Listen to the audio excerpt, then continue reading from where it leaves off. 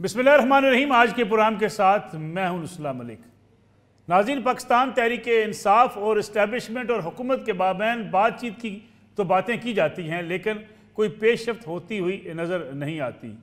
दावे किए जाते हैं कि कहीं ना कहीं मुज़ाकरात हो सकते हैं और कभी कभी ये महसूस होता है कि तहरीक इंसाफ 2 कदम पीछे हटने को तैयार है, लेकिन फिर कोई ऐसी बात होती है जिसके नतीजे में ये अखज़ किया जा सकता है कि शायद मामलात बहुत दूर तक जा रहे हैं।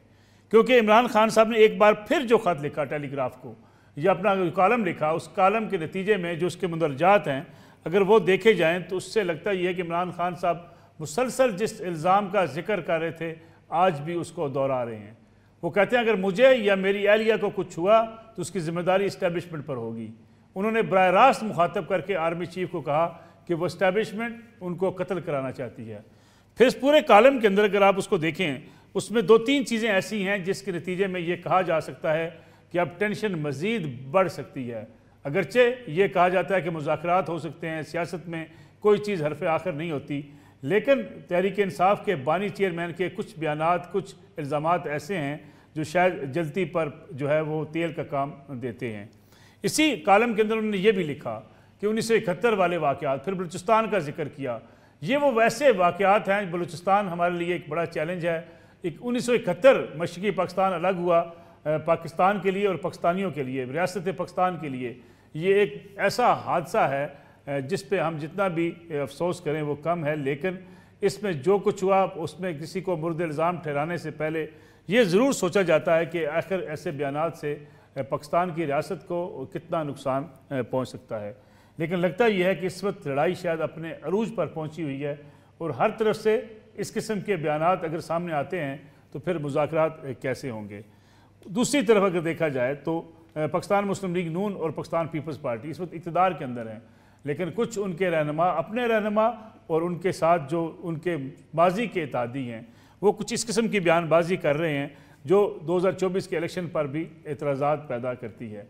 इस सारी सूरत हाल का जायज़ा लेंगे आज के प्रोग्राम के अंदर। पंजाब के गवर्नर की तैनाती भी होने जा रही है, KPK के अंदर भी गवर्नर लगेंगे। PTI के सफ़ों के अंदर शेर अफजल मरवत साहब के भाई को अली मीन गंडापुर साहब ने अपने जो है मुआवने खुसूसी के ओहदे से हटा दिया। आखिर PTI के अंदर क्या हो रहा है, इस पर बातचीत करेंगे। मेरे साथ मौजूद हैं पंजाब असम्बली में अपोजिशन लीडर, पाकिस्तान तहरीक इंसाफ के सीनियर रहनुमा मलिक अहमद खान बचर साहब। मलिक साहब का बहुत शुक्रिया।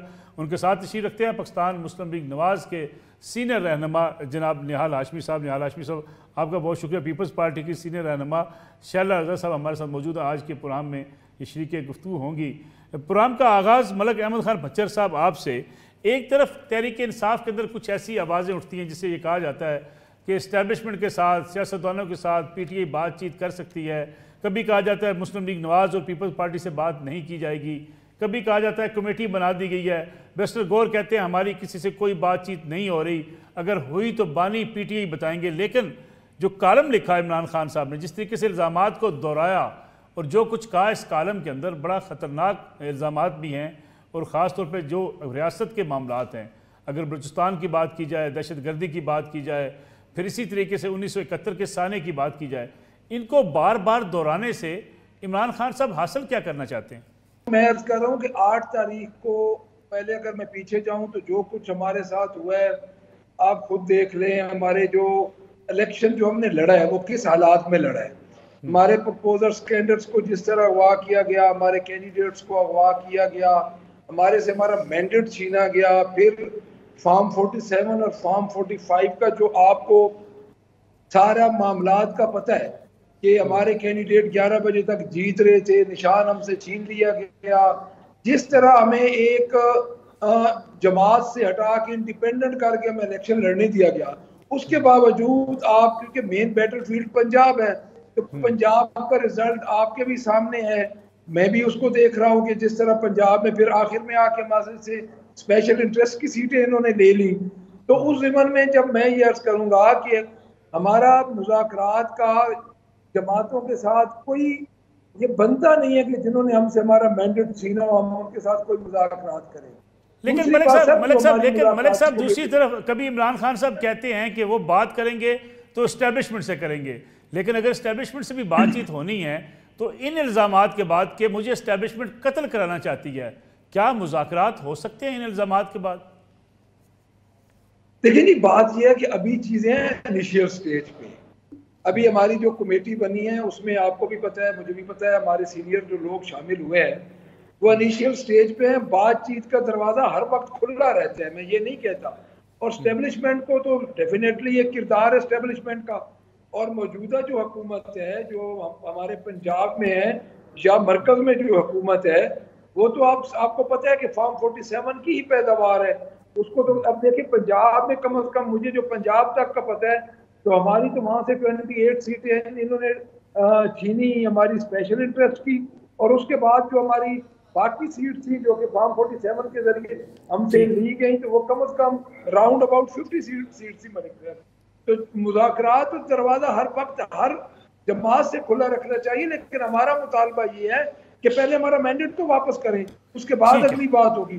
दूसरा ठीक है, ठीक है निहार हाशमी साहब, इस पे भी बात करेंगे कि जो मैंडेट की बात करती है पाकिस्तान तहरीक इंसाफ कि मैंडेट चोरी किया गया, उनसे नशिस्तें छीनी गई। लेकिन इस खत पे, इस पे कॉलम पे भी मैं चाहूँगा इस मजमून के ऊपर भी आप कमेंट करें। टेलीग्राफ में जो मजमून लिखा गया है, क्या आप समझते हैं इससे पाकिस्तान के लिए कितने मसाइल पैदा हो सकते हैं? क्योंकि अगर एक बड़ी पार्टी के सरबराह साबिक वज़ीर आज़म मुसलसल कभी सानिया जो है वो बांग्लादेश को सामने लेकर आएँ, कभी बलूचिस्तान का जिक्र करें, कभी मुल्की इदारों का तज़किरा करें, कितना नुकसान हो सकता है पाकिस्तान को खारजा अमूर पर? बिस्मिल्लाहिर्रहमानिर्रहीम। नसरुल्लाह साहब, मैंने आपकी गुफ्तगू सुनी और मैंने कायदे इख्तलाफ पंजाब असम्बली की भी गुफ्तगू सुनी, मलिक साहब की।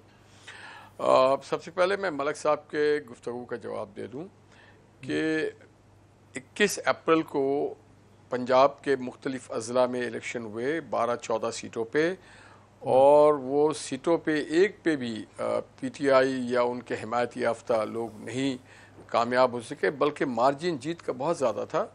तो लोगों ने फ़ैसला कर लिया, लोगों ने देख लिया हमारी कारकर्दगी 2 महीने में, गो के ये 2 महीने में कारकर्दगी के ऊपर मुनसर नहीं करता, मगर उसके बावजूद हम समझते हैं कि जो लेटेस्ट एडिशन जो 8 मई की वो 8 फरवरी की बात करें, उसका लेटेस्ट एडिशन 21 अप्रैल को हो गया है। 8 फरवरी को भी जो इलेक्शन जो कुछ हुआ रात 11 बजे तक की कहानी है, वो प्लांटेड कहानी थी और बाद में वो सब कुछ खुल के सामने आ गया। साथ ही साथ मेरे भाई अगर अक्टूबर 2018 के RTS के हवाले से भी बात कर लेते तो बहुत मुनासिब होता। तो कोई किसी का मैंडेट नहीं चोरी करता है, कोई ना किसी का मैंडेट चोरी कर सका है। जिन लोगों ने चोरी किया या करवाया उनके खिलाफ अदालतें हैं, अदालतों में जाना चाहिए। अदालत आज़ाद है। अगर अदालत से कहीं फ़ैसला कोई एक केस में भी पता चल जाए अदालतों से या ट्राइब्यूनल से कि कोई चोरी हुई, तो फिर बात की जाती है। अब जो आपने बात की है दूसरी इमरान खान साहब के हवाले से कि उन्होंने एक आर्टिकल लिखा है, तो आर्टिकल मुख्तलिफ पैराए पे लिखे जाते हैं, उसके बहुत सारे ज़ूमैनी एंगल्स होते हैं। यहाँ पर जो आर्टिकल लिखने वाला है वो दरख्वास्त दे रहा है, ये जो दरख्वास्त दे रहा है पूरी दुनिया को, वो अपने सेल्फ एक्सप्लेनरी बात कर रहा है और वो कह रहा है कि जनाब मुझे छोड़ दिया जाए और ये लोग जो हैं ये पाकिस्तान के लिए नुकसानदेह हैं। मगर उन सारी चीज़ों में जो सबसे ज़्यादा जिस चीज़ को फोकस किया गया वो अपनी ज़ात को फोकस किया गया। काश उस आर्टिकल में ये भी लिखते कि अगर आज मैं कन्फाइंड हूँ, जेल में हूँ, तो उसकी वजह पॉलिटिकल रिवेंज, ये पॉलिटिकल एक्टिविटीज़ की वजह से मैं अंदर नहीं हूँ, तकरीर करने की वजह से मैं अंदर नहीं हूँ, MPO के तहत मैं अंदर नहीं हूँ, धरना जुलूस के लिए अंदर नहीं हूँ, मैं अंदर हूँ क्रिमिनल ऑफेंस में। और एक पाकिस्तान की अदालत थी जो निज़ाम है उसके तहत मुझे सज़ा हुई और उसके तहत में, और फिर मुझे अपने अदालती निज़ाम पे बड़ा तवक्को है, मुझे भरोसा है हम इस निज़ाम से हम क्लियर हो जाएंगे। जैसे मोहम्मद नवाज शरीफ साहब ने ये किया कि जब उनको नाहल किया गया प्लांटेड और ऑर्गेनाइज तरीके से, तो वो इंतज़ार करते रहे और किसी और ने उनको क्लियर नहीं किया। ओपन ट्रायल हुआ, मैं उसमें अक्सर में हुआ करता था, और उस ओपन ट्रायल में मियां मोहम्मद नवाज शरीफ को बरी किया गया, वो एक्यूटल हुआ। मैं ये समझता हूँ कि डायलॉग करना चाहिए PTI को, खास आपको, किससे? अपने वकीलों से, कि जनाब आप हमारे केस को बेहतर तौर पे चलाएं। It is not a political matter, it is a criminal offence. दूसरा, उनको बात करना चाहिए अपने पार्टी के जो दोस्त हैं उनसे कि आपका मौक़िफ़ एक होना चाहिए और आप पाकिस्तान के मईशत के लिए, माशरत के लिए और सियासत के लिए अपना फ़ाल किरदार अदा करें। ठीक है। शरद साहबा, क्या इमरान खान साहब का मजमून टेलीग्राफ में जो आर्टिकल है ये चैलेंज है एस्टेब्लिशमेंट के लिए, या जो बात कर रहे हैं निहाल हाशमी साहब कि दुनिया को बताने के लिए, सपोर्ट हासिल करने के लिए कोशिश हो सकती है? लेकिन जो भी हो, इसके मुंदरजात बड़े ख़तरनाक हैं। एक जेल में बैठे हुए साबिक वज़ीर आज़म अव्वल तो मजमून लिखते हैं, कौन लिखता है ये भी अपनी जगह पर सवाल है, लेकिन जिस तरीके से उन्होंने पूरा एक नैरेटिव बयान किया पाकिस्तान के हवाले से, रियासत के हवाले से, उससे तो गोया एक तासर जाता है बाहर कि पाकिस्तान इस वक्त कोई खुदा न खास्ता किसी नाकामी के रास्ते पर गामजन है। अच्छा, सबसे पहले तो ये कि टेलीग्राफ जो है इस तरह का नहीं है अखबार के जो है वो किसी तहक़ीक़ात के बग़ैर जो है वो किसी की चीज़ जो है वो प्रिंट कर दे, और यहाँ देने वाला भी जो है, लिखने वाला भी जो है, और उनको दिया किसने ये नहीं मालूम, लिखने वाला भी ये कह रहा है कि मैंने नहीं लिखा। अब हमें थोड़ा सा एक बात को देखना चाहिए। हमने देखा है कि हम सब अब जिस एज से गुज़र रहे हैं कि कुछ बच्चे ऐसे होते हैं कि अगर कोई खेल खेल रहे हैं और उसमें वो कामयाब नहीं हो सके तो उस खेल को बिगाड़ देते हैं। और हमें ये इसलिए मिसाल देनी पड़ रही है कि जब इनकी हुकूमत आईनी तरीक़े से हटाई गई तो इन्होंने ये कहा कि मुझे हटाने से बेहतर था कि पाकिस्तान पे बॉम्ब मार दिया जाता। यही कैफियत हमें उस वक्त भी नज़र आई जब इन्होंने धरना दिया हुआ था और चाइना की क़यादत जो है वो आई हुई थी, और पाकिस्तान को उनसे बड़ा उनको आना था और पाकिस्तान की बातचीत आगे बढ़नी थी। फिर हमने उस वक्त भी देखा कि जब ये ख़ुद प्राइम मिनिस्टर थे तो इन्होंने यही समझा कि मैं जो हूँ वो बहुत बड़ी तोप चीज़ हूँ, आवाम से तो मैंने झूठे वादे कर लिए और यू टर्न ले लिया, 1 करोड़ नौकरियाँ, 50 लाख घर, कर्ज़ा नहीं लूँगा और सबसे बड़ा कर्ज़ा लिया, तो मैं बहुत बड़ी चीज़ हूँ। मैं तो जनाब पूरी दुनिया IMF से भी माहिदा करके जो है वो यू टर्न ले सकता हूँ, और अपने ऊपर सोचते हुए इन्होंने यू टर्न ले लिया, जिसका खमियाजा हम सबको भुगतना पड़ा। और जब इनकी रुखसती हो गई और जब इन्होंने देखा कि इनकी रुखसती हो रही है तो इनकी नुमाइंदगी जो है वो इनके जहनी हालत की इनके ही मिनिस्टर ने की कि हमें मालूम था कि हम जाने वाले हैं, इसलिए हमने मईशत पे बारूदी सुरंगें बिछा दी। ये मेरे और आपके घर की माशी मामला नहीं था, ये पाकिस्तान का मामला था। फिर इन्हीं की जहनीत की अक्कासी करते हुए इनके लोगों की वो बात भी बाहर आई कि IMF से जब माहिदा हो जाए तो हमने प्रोविंशियल लेवल पर उस पर अमल नहीं करना। तो ये अपने मकसद के लिए कुछ भी कर सकते हैं। ये भी कर सकते हैं कि जी वो जो साइफर है उसके मिनट से अब हमें खेलना है। ये सारी बातें ऐसी तो नहीं है कि जो हमने सुनी ना हो और हम तक ना पहुंची हो। तो अब ये देख रहे हैं कि नई हुकूमत को इंटरनेशनली रिकग्नाइज़ किया जा रहा है, मुख्तलिफ ममालिक आ रहे हैं, दोस्त ममालिक आ रहे हैं, IMF से भी जो है इनके भयानक तरीन माहिदा जिसको इन्हीं के मिनिस्टर ने कहा था कि बहुत मुश्किल माहिदा हुआ है और पीपल्स पार्टी ने अपने दौर में बड़ा आसान शराइत पे किया था, उसको भी पूरा किया, नए माहिदे में भी गए, तो इनको बुरा लग रहा है, वरना ये तो चाह रहे थे श्रीलंका बन जाता। तो ये एक डिस्ट्रक्टिव नेचर है और उसी नेचर के हिसाब से इनकी मेंटालिटी है, तो ये सबुटैच करने चले हैं इस वक्त, इनका ख्याल है। ठीक है शरद साहब, एक कमर्शियल ब्रेक प्रोग्राम में शामिल करते हैं, वापस आते हैं इस ब्रेक के बाद और इस चीज़ को भी डिस्कस करेंगे आज के प्रोग्राम के अंदर कि जब मुल्क में सरमायाकारी की बात होती है, चीनी सदर की आपने बात की कि जब चीनी सदर पाकिस्तान आ रहे थे उस वक्त धरना चल रहा था, अभी भी गल्फ़ से, सऊदी अरब से, चीन से सरमायाकारी के बहुत से ऐलानात किए गए कि पाकिस्तान में सरमायाकारी होगी। इन हालात में पाकिस्तान के हवाले से पाकिस्तान तहरीक इंसाफ के साबिक चेयरमैन अगर इस किस्म के आर्टिकल्स लिखते हैं तो क्या उससे पाकिस्तान में मैशत को कोई ख़तरात लाक हो सकते हैं या नहीं, इस पर बात करेंगे ब्रेक के बाद। पुनः एक बार फिर खुश आमदीद। मलिक अहमद खान भच्चर साहब, ये बताइएगा कि इन हालात में जब हुकूमत दावेदार है कि बैरूनी सरमायाकारी आ रही है, पाकिस्तान में इन्वेस्टमेंट्स आएंगी, पाकिस्तान में गुर्बत कम हो सकती है, बेरोज़गारी का ख़ात्मा हो सकता है, मैशत एक बड़ा चैलेंज है, तहरीक इंसाफ अगर इन हालात में भी इसी किस्म की सियासत करेगी जो माजी में की गई। एक इल्ज़ाम लगता है कि चीनी सदर पाकिस्तान आ रहे थे, उस वक्त भी आप डायलॉग नहीं करना चाहते थे, आप धरना से उठना नहीं चाहते थे, चीनी सदर का दौरा मुलतवी हुआ, उस वक्त भी जो कुछ नारे दिए गए सोसाइटी में, ख़ासतौर पे हुंडी के ज़रिए पैसे भेजें जिससे मुल्की मीशत को नुकसान पहुंचा, IMF को खतूत लिखे गए, आज फिर सरमायाकारी होने जा रही है। और इस वक्त भी साबिक चेयरमैन पाकिस्तान तहरीक इंसाफ आर्टिकल लिख रहे हैं जिसमें पूरे पाकिस्तान की सोसाइटी को, इदारों को और मुल्की मीशत को भी टारगेट किया गया है कि किस तरीके से पाकिस्तान के अंदर एक तबाह कुन सूरत हाल है। इन हालात में इन्वेस्टमेंट रुकेगी? सर मैं मलिक साहब आपको ये अर्ज करूं कि मैं इसको ये समझता हूं कि आप 9 अप्रैल से जाएं जब हमारी हुकूमत को टेक ओवर किया गया, तो ये तसलसल चूंकि निगरान गवर्नमेंट का तसलसल था, मैं ये समझता हूँ कि ये आज की जो मुस्लिम लीग नून की हुकूमत है, ये उसी गवर्नमेंट का दरमियान में जो निगरान गवर्नमेंट आई वो एक ही तसलसल चल रहा है। तो मलिक साहब अगर आप उस वक्त देखें जो 9 अप्रैल की रात को जो कुछ हुआ, और उस वक्त आप डॉलर का रेट देख लें, अपनी GDP देख लें, अपना पेट्रोल डीजल के रेट देख लें और गुर्बत की रेशो देख लें कि उस वक्त हम कहाँ थे और आज कहाँ हैं। दूसरी बात सर, बात यह है आप जो टेलीग्राफ की बात कर रहे हैं, मैं क्योंकि दरमियान में डिस्कनेक्ट हो जाता था, मैं पूरी बात नहीं सुन सका अपने मोहतरम भाई की और अपनी बहन की, तो मैं इस सिलसिले में ये अर्ज करूंगा कि ये इनका पॉइंट ऑफ व्यू है। हमारा पॉइंट ऑफ व्यू है कि जो खान साहब ने उसमें बयान किया है, हकीकत में पाकिस्तान में तो वही कुछ हुआ है, वो तो सच बयान हुआ है।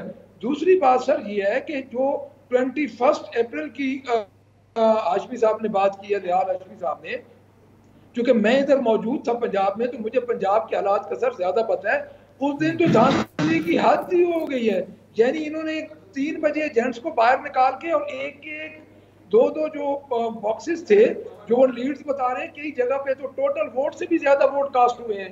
तो उसका तो कोई एक्सक्यूज नहीं है, क्योंकि इनको मेरे ख्याल में पंजाब के हालात का नहीं है इतना पता, तो मुझे 21 अप्रैल के हवाले से बहुत ज्यादा पता है। और हमारे कैंडिडेट्स को, हमारे एजेंट्स को यरमगाल बनाया गया, और इवन उस रात को हमारे बंदों को उठा लिया गया और 3 बजे सर हमारे बंदों को बाहर फेंक दिया गया। दूसरी बात सर ये है कि जो गंदम का एक्सपोर्ट का मामला है उसको आप देख लें, उसको भी आप इस वक्त इनको फौरन इंक्वायरी करवानी चाहिए, क्यों नहीं इनिशिएटिव लेती पंजाब गवर्नमेंट। सर हमारा जो बयानिया है, हमारा जो नैरेटिव है वो ये है कि 9 अप्रैल के बाद आज दिन तक एक ही गवर्नमेंट आ रही है। उसमें हम ये नहीं समझते कि 8 फरवरी को जो कुछ इन्होंने किया है, इन्होंने उसी गवर्नमेंट का तसलसल कायम रखने के लिए किया है, सिर्फ चेहरे तब्दील हुए हैं, बाकी इनकी हर चीज, इन एक चीज पे तो ये बिल्कुल ही मुतफिक है कि पाकिस्तान तहरीक इंसाफ के लीडर्स को, रिप्रेजेंटेटिव को, वर्कर्स को पकड़े, उनके घरों में दाखिल हों। मलिक साहब आपको भी पता है जो पंजाब में हाल होता रहा है हमारा, मेरे अपने ऊपर 6 FIR से अलग मैं मौजूद ही नहीं था। तो बात यह है कि सर हम तो ये समझते हैं, जो हमारा नैरेटिव है कि 9 अप्रैल की रात को जब हमारी गवर्नमेंट गिराई गई, एक इलेक्टेड हुकूमत को गिराया गया, तो उस वक्त से लेके आज दिन तक एक ही गवर्नमेंट चल रही है। हमारे नजदीक जो 8 फरवरी वाला वो एक जो हुआ, उसमें सिर्फ फायदा, मलिक साहब मैं 1 मिनट आपका लूंगा, उसमें सिर्फ हमें फायदा ये हुआ है कि पूरी दुनिया को पता चल गया है कि पाकिस्तान की अवाम पाकिस्तान तहरीक इंसाफ और इमरान खान के साथ खड़ी है। ठीक है निहाल हाशमी साहब, क्या इन्वेस्टमेंट्स को खतरात लाक हो सकते हैं मौजूदा सूरत हाल से? शहबाज शरीफ साहब जो है सऊदी अरब के 2 दौरे कर चुके हैं, कहा जा रहा है कि वहाँ से अच्छी खासी इन्वेस्टमेंट आ रही है, जिसके नतीजे में मैशियत को सपोर्ट भी मिल सकती है। फिर ख़ास तौर पे IMF की बात की जाए, हम दूसरे प्रोग्राम में जा रहे हैं, शराइत बड़ी सख्त होंगी, ये भी कहा जा रहा है बिजली के नर्ख बढ़ाने पड़ेंगे, गैस के नर्ख बढ़ाने पड़ेंगे। इन हालात में सियासी बहरान मुल्क के अंदर मौजूद हो तो मैशियत संभल सकती है? मलिक साहब देखिए, इन्वेस्टमेंट आती रही है मुल्क में और मुख्तलिफ लोन्स भी लिए जाते रहे। आप ज़रा सा अगर टेन्योर देख लें, पहली बार IMF के साथ जो प्रोग्राम फाइनलाइज हुआ वो मोहतरम इसाक डार साहब के दौर में हुआ था। जहाँ तक कारकर्दगी है इन्वेस्टमेंट आने की और कारकर्दगी दिखाने की, तो शहबाज शरीफ साहब को पूरी दुनिया जानती है कि ही इज़ ए डूअर, वो काम करके दिखाते हैं। और जो आज जहाँ पर ही पंजाब है, जैसा भी आपका शहर लाहौर है, जिस तरह का भी है, जो भी चीज़ें हैं, जो कॉलेज, यूनिवर्सिटी, हॉस्पिटल्स हैं, जो बागात हैं, जो सफाई है, ये अगर मैं गलत ना हूँ तो ये शहबाज शरीफ साहब और मोहम्मद नवाज साहब के मैरून मिन्नत है, क्योंकि जो 4 सालों में वो आपने देख लिया। दूसरा, उन 4 सालों में पाकिस्तान ने अपनी तारीख का सबसे ज़्यादा लोन लिया था, क्या उन लोन का कहीं, उन कर्ज का कहीं इस्तेमाल आपको नज़र आता है कि पाकिस्तान में कोई नया hospital, college, university, motorways, infrastructure, कोई रेल, कोई बस सिस्टम, कोई कॉलेज, कोई यूनिवर्सिटी, कोई रोज़गार के मौके, कोई एग्रीकल्चर डेवलपमेंट, कोई इंडस्ट्रियल यूनिट्स, कहीं कुछ नहीं नज़र आता है। तो आपको मैं रेस्ट एश्योर कर सकता हूँ कि इंशाअल्लाह ताला जो इन्वेस्टमेंट आ रही है, एक तो DFI है, डायरेक्ट फॉरेन इन्वेस्टमेंट है, उसके बाद जो हम IMF के साथ मुआहदा कर रहे हैं, उसकी वजह यह है कि जिन हालात में ये छोड़ के गए, उस वक्त तनख्वाह देने के लिए पैसा नहीं छोड़ा था बोजदार साहब, कर्जा लेके चले गए थे। पंजाब गवर्नमेंट के हालात बड़े ख़राब थे, और इसी तरह से जो नेशनल गवर्नमेंट थी, पाकिस्तान की फेडरेशन की गवर्नमेंट थी, उसके हालात भी उस जगह, उसकी वजूहत ये थी कि 2013 से धरना और तोड़ फोड़ की सियासत थी, मनफी सियासत थी, पाकिस्तान को नीचे दिखाने की सियासत थी, पूरी दुनिया के इन्वेस्टर्स को और पाकिस्तान के फॉरेन फ्रेंड्स को ये बताना था कि पाकिस्तान में इन्वेस्टमेंट नहीं करना, इसकी मईशत डूब रही है और हम खुद इसमें इंस्ट्रूमेंटल हैं। और आज जो आप आर्टिकल बात करें वो भी उसमें ये अचानक नहीं हुआ है, ये खान साहब का ये अचानक नहीं है, it is a mind set, it is on going process of Imran Khan and PTI। ये आप देखिए बड़े धड़ल्ले से कहते अगर खान नहीं तो पाकिस्तान नहीं, भाई पाकिस्तान तो रहेगा। यहाँ पे जिना साहब भी थे, लियाकत अली खान भी थे, जुल्फ़िकार अली भुट्टो भी थे, मरियम नवाज साहब हैं, यहाँ पे बेनज़ीर भी थी। पाकिस्तान किसी के आने जाने से कुछ नहीं होता। आपने नौजवानों को और पाकिस्तान के आम जो जहन के लोग हैं उनको ये बता दिया खान नहीं तो कुछ नहीं, और फिर जिस तरह से ये अपने घर का गंदा लैलिन जाके आप भेजे पार्लियामेंट में अपने लोगों को, यही आर्टिकल पे डिस्कस हो, इस्टेब्लिशमेंट के रोल को बिल्कुल करें, आप डिस्कस करना चाहिए, जुडिशल रोल को करें, पॉलिटिकल लोगों के रोल को करें, एक एक का रोल करें और हम अपना एहतसाब करें, मगर हमारे एहतसाब करने वाले बाहर। लेकिन निहाल हाशमी साहब जिस किस्म के इल्जामात, हाशमी साहब इल्जामात जिस किस्म के आप भी लगाते हैं तहरीक इंसाफ के ऊपर, दूसरी तरफ आप मुज़ाकरात की बात भी करते हैं, PTI आपसे मुज़ाकरात करना नहीं चाहती। मैंने कभी, हमारी पार्टी ने कभी ना ना ना ना ना मलक साहब मेरी पूरी बात सुन लीजिए, मुज़ाकरात कैदी से और क्रिमिनल ऑफेंस में कैसे आप कर सकते हैं? इरफान सिद्दीकी साहब ने कहा है कि हम तो हाथ नहीं दिल में मिलाना चाहते हैं। इरफान सिद्दीकी, देखिए इरफान सिद्दीकी साहब के लिए बड़ा एहतराम है, उन्होंने एक आउट ऑफ द किसी कॉन्टेक्स्ट में ये बात हुई होगी। बात दरअसल ये है कि जो लोग मुंतखब होकर आए हैं वो पार्लियामेंट में हैं, वो बात करें पार्लियामेंट में क्या बात करना चाहते हैं। कि पार्लियामेंट का ये रोल रह गया है कि एक क्रिमिनल को आप छोड़ाएं, एक क्रिमिनल को आप अंदर करें, तो फिर पाकिस्तान में जितने कैदी हैं उन सब के मामले में इस्टेब्लिशमेंट और जुडिशरी और गवर्नमेंट बात करे, अदालतों को आप बंद कर दें। बात सारी है कि पार्लियामेंट में जो लोग हैं वो बात करें, जरूर करें, पाकिस्तान की मईशत पे करें, माशरत पे करें, सियासत पे करें, फर्द वाहिद पे बात। क्या नवाज शरीफ जब गिरफ्तार थे तो क्या पार्लियामेंट में हम ये बात करते थे कि जी आओ पहले नवाज शरीफ को, उसके हालांकि झूठे केसेस थे सारे, क्या साबित करो? नहीं, हमने इंतजार किया, अल्लाह पे छोड़ दिया और फिर अदालती निज़ाम पे इंतजार किया तो ये आए। देखिए फर्द से बड़ा है रियासत और मिल्लत, मिल्लत के ऊपर फौकियत अगर कोई फर्द वाहिद को दिया जाए, जो PTI और इमरान खान साहब का माइंड सेट है, वो कहते हैं मिल्लत या जो रियासत है वो पीछे है, पहले हम हैं। नहीं जनाब, आप पहले नहीं है, मिल्लत से आप हैं, आप रियासत से हैं, रियासत आपसे नहीं है, ना मिल्लत आपसे है। तो यहाँ पार्लियामेंट में बैठ के बात करें, जिनके साथ बात करना है, पाकिस्तान के मौजूदा सूरत हाल पे बात करें, गुड गवर्नेंस पे बात करें, अदालती निज़ाम पे बात करें, उसके रिफॉर्म पे बात करें, जेल के रिफॉर्म पे बात करें। आपको बात करने का हक है, जरूर करें, और एक सोच के करें कि आपने सियासी लोगों को चोर डाकू कहा था, आपने सियासी लोगों की जिंदगियों को अजीरन कर दिया था, आपने कहा था मैं खुदकशी कर लूंगा बात करने से बेहतर इनसे। तो हम तो आपको ना, हमने कभी ये बात किया कि हम खुदकशी करेंगे। हाँ, कोई आएगा पार्लियामेंट में और कोई जायज पाकिस्तान के मसाइल पे बात करेगा, हम बिस्मिल्लाह, हम हर बार बात करेंगे उससे।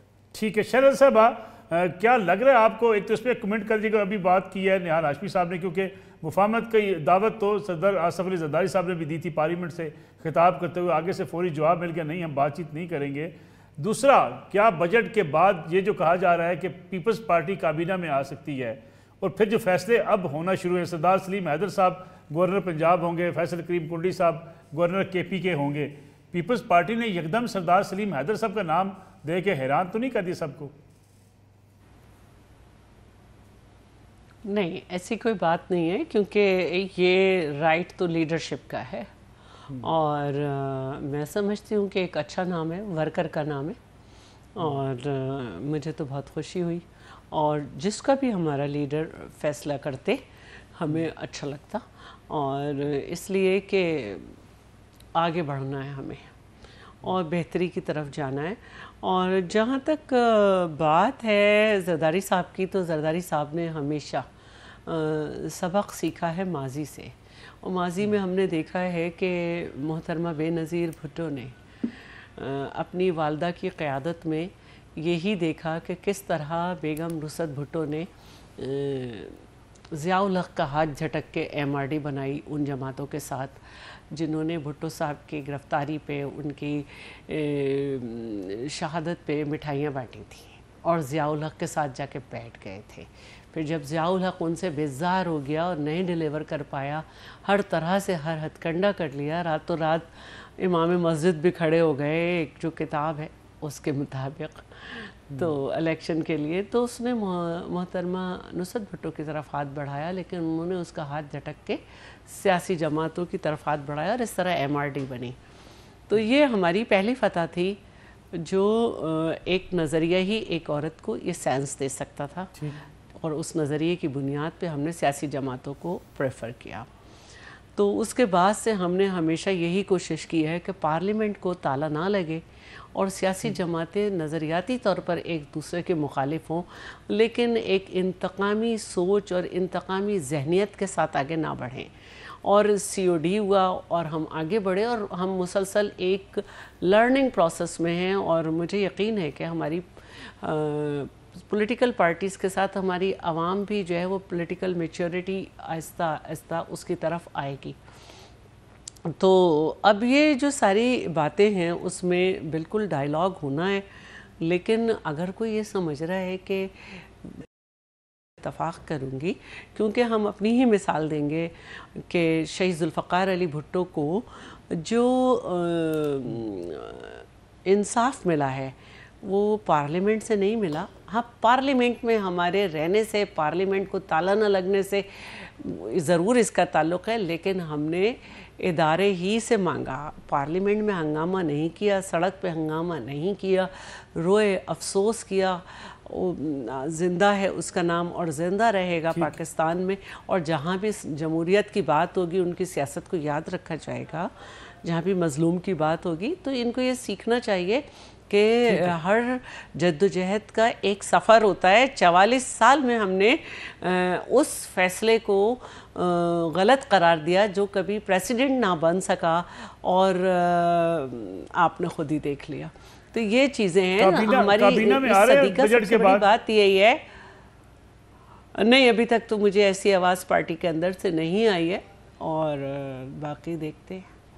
चलिए, एक ब्रेक का वक्त हुआ, एक और कमर्शियल ब्रेक से जब वापस आएंगे एक अहम खबर मैं अपने जो है वो नाज़रीन और मेहमानों के सामने रख कर जा रहा हूँ, जिस पे हम बात भी करेंगे कि पाकिस्तान एक ज़रूरी मुल्क है जहाँ पे ज़राअत को रीढ़ की हड्डी कहा जाता है, लेकिन जिस तरीके से हुकूमतें आती रहीं जाती रहीं, एग्रीकल्चर जिस तरीके से इग्नोर हुई, और आज भी जो किसान का हाल है, लगता ये है कि हम किसान को मारने पर तुले हुए हैं। किसान गंदम लेकर बैठा है, किसान की गंदम को लेने को तैयार नहीं है, हुकूमत दावेदार है, माजी में गंदम इंपोर्ट कर ली गई जिसके नतीजे में गंदम मौजूद है, अब किसान अपनी गंदम लेकर कहाँ जाए।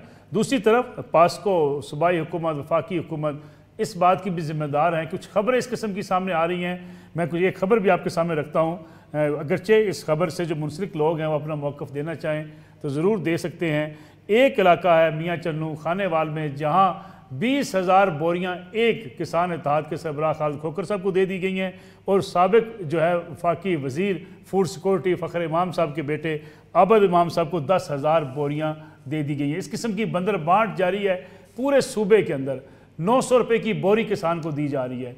इन हालात में आखिर कोई पूछने वाला है इन इदारों से और हुकूमत से कि इस किस्म की अगर करप्शन होगी, इस किस्म के वाक़यात अगर जन्म लेंगे तो फिर किसान बेचारा कहाँ जाएगा। तीनों मेहमानों से भी इस पर कमेंट लेंगे, लेकिन एक ब्रेक के बाद।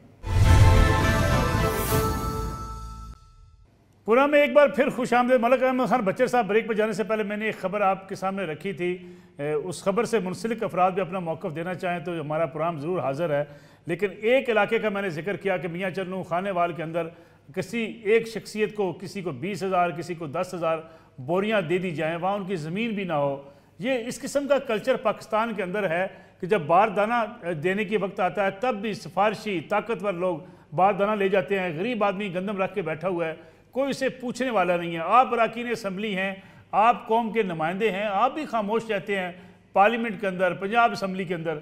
इस किस्म का रवैया अगर रखा जाएगा सरकारी अफसरान की तरफ से, महकमों की तरफ से, गरीब किसान अपनी गंदम लेकर कहाँ जाएगा? 900 की बोरी आज बिकती रही है वहाँ पे। और दूसरा, यानी वो लोग जो अपने आप को दावेदार हैं, फूड सिक्योरिटी के साबिक वजीर, उनके बच्चों को अगर बारदाना की बोरियां दे दी जाएंगी, आम आदमी कहाँ जाएगा? आम किसान किसके पास जाएगा? देखिए सर, मैं इस से मैं बिल्कुल आपको सेकंड करूंगा कि पंजाब गवर्नमेंट में इस वक्त ये हो रहा है, अपने चहेतों को नवाजा जा रहा है और 10-10, 20-20 हज़ार बोरियां वो दे रहे हैं। और अब पास्को की तरफ से भी ये शुरू हो चुका है। जो किसान के साथ मलिक साहब जुल्म हुआ है कि 40 लाख टन लास्ट टाइम गंदम उठाई गई पंजाब से, और सोइंग सीजन में जो ईसीसी का जो उन्होंने फैसला किया, जो इन्होंने गंदम बाहर से मंगवाई, जो हमारे पास पहले सरप्लस गंदम मौजूद थी, सबसे पहले तो ये हाथ डाले उन पे, क्यों नहीं ये काकड़ साहब पे हाथ डालते। अब ये 2-4 मैंने सुना है कुछ सेक्रेटरी खुराक तो इन्होंने कर दिया है, मुअत्तल कर दिया। तो सेक्रेटरी खुराक तो बहुत नीचे वाली टेयर में होता है सर, जो वफाकी सेक्रेटरी खुराक होता है, पहले उनको पकड़ें जो बिग गन्स हैं। दूसरी बात यह है सर कि इस दफा इन्होंने जो बात ये की है मलिक साहब, इन्होंने किसान के लिए रखा है 6 बोरी पर एकड़। अच्छा, आप क्या ये समझते हैं कि किसान की 6 बोरी पर एकड़ ही आमदन होती है?